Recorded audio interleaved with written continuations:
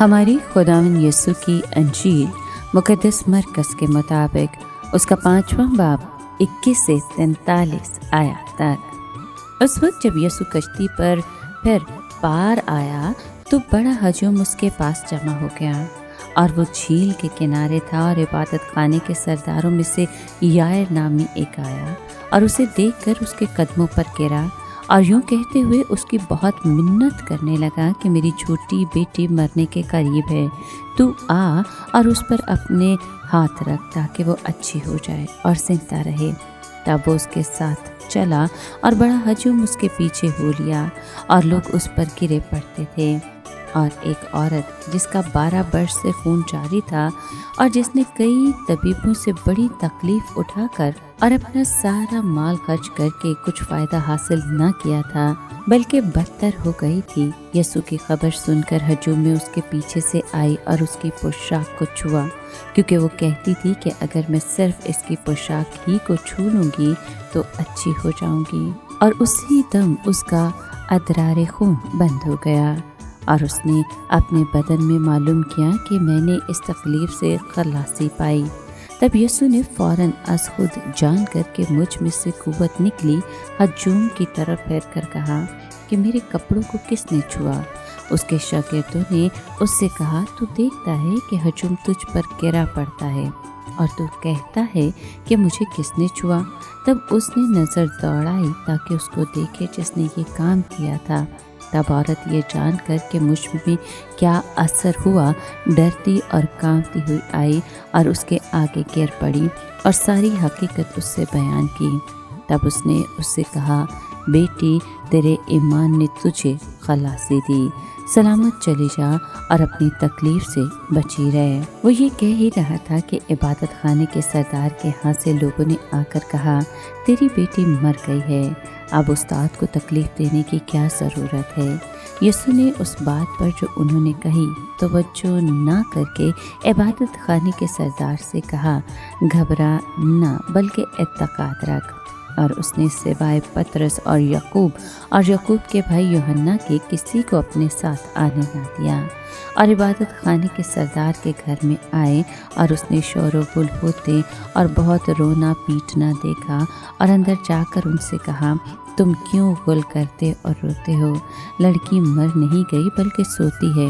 وہ اس پر ہنسنے لگے، لیکن وہ سب کو باہر نکال کر لڑکی کے ماں باپ کو اور اپنے ساتھیوں کو لے کر جہاں لڑکی پڑی تھی اندر گیا، اور لڑکی کا ہاتھ پکڑ کر اس سے کہا، تلیتا کومی، جس کا ترجمہ ہے، اے لڑکی میں تجھ سے کہتا ہوں اٹھ۔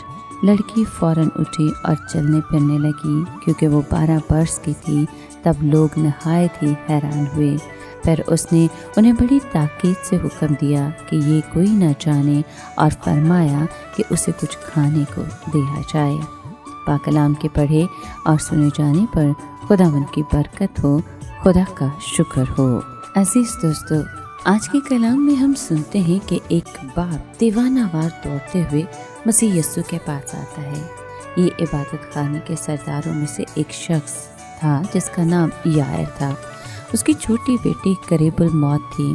وہ منت کرنے لگا کہ یسوع چل کر اس پر اپنے ہاتھ رکھے اور اسے شفا دے۔ خدا نے اس کی بات مانی اور اس کے گھر کی طرف چل پڑا۔ یسوع یائر کے گھر کی طرف جا رہا تھا کہ ایک پریشان حال عورت حائل ہو جاتی ہے۔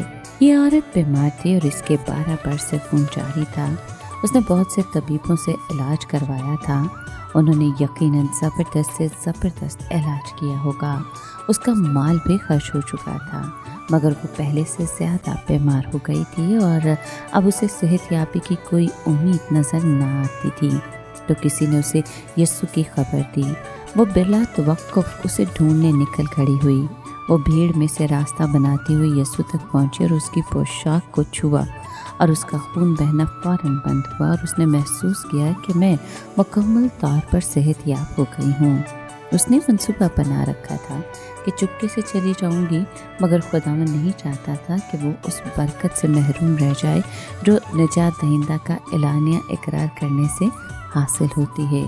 جب عورت نے اسے چھوا تو اسے معلوم ہو گیا تھا کہ مجھ سے قوت نکلی ہے، اس لیے اس نے پوچھا کہ کس نے میری پوشاک چھوئی۔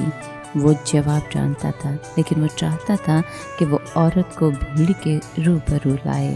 اس کے شاگردوں کا خیال تھا کہ یہ عجیب سوال ہے، کیونکہ لوگ تو اس پر گرے پڑتے تھے۔ یہ پوچھنے کی کیا ضرورت ہے کہ مجھے کس نے چھوا؟ مگر جسمانی طور پر چھونے اور ایمان سے چھونے میں فرق ہے۔ ممکن ہے کہ انسان ہمیشہ اس کے قریب رہے مگر اس پر ایمان لائے، مگر یہ ناممکن ہے کہ کوئی اسے ایمان سے چھوئے اور خداوند کو معلوم نہ ہو اور چھونے والا شفا نہ پائے۔ وہ عورت ڈرتی اور کانپتی ہوئی سامنے آئی اور اس کے آگے گر پڑی اور سب لوگوں کے سامنے یسوع کا پہلا اقرار کیا۔ پھر خداوند نے وہ الفاظ کہے جس سے عورت کی روح کو تسلی اور یقین حاصل ہوا۔ مسیح کا اعلانیہ اقرار کرنا بہت بڑی اہمیت رکھتا ہے۔ اس کے بغیر مسیحی زندگی کی نشوونما نہیں ہو سکتی۔ جب ہم دلیری کے ساتھ اس کا اقرار کرتے ہیں تو وہ ہماری روح کو ایمان کے پورے یقین کے ساتھ معمور کر دیتا ہے۔ خداوند یسوع کے الفاظ نے نہ صرف اس کی جسمانی شفا یابی کی تصدیق کر دی بلکہ روح کی نجات کی بڑی برکت کے بارے میں کوئی بھی شک نہ رہا۔ اتنی دیر میں یائر کے گھر سے پیغام آ گیا کہ تیری بیٹی مر گئی، اب استاد کو تکلیف دینے کی ضرورت نہیں۔ خداوند نے بڑی مہربانی اور لطافت کے ساتھ یائر کو تسلی دی، اور پھر وہ پطرس، یعقوب اور یوحنا کو ساتھ لے کر یائر کے گھر گیا اور وہاں دیکھا کہ بہت زیادہ ماتم کرنے والے لوگ وہاں موجود تھے جو غل مچاتے اور روتے تھے۔ یسوع نے ان کو یقین دلایا کہ لڑکی مر نہیں گئی بلکہ سوتی ہے، تو وہ ماتم اور رونا بند کر کے اس پر ہنسنے لگے۔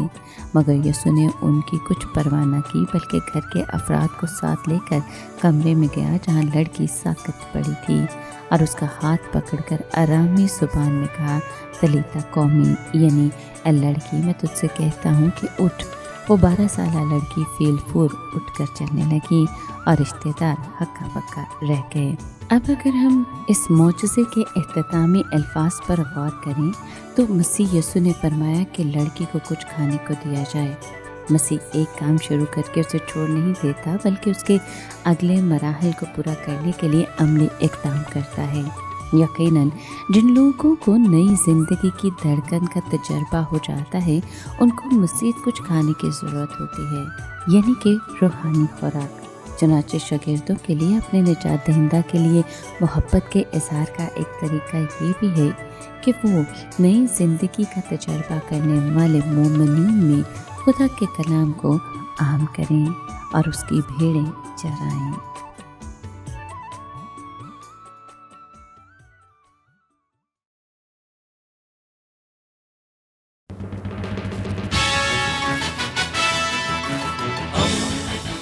دوستی کا پیمبر، ریڈیو ویریتاس ایشیا۔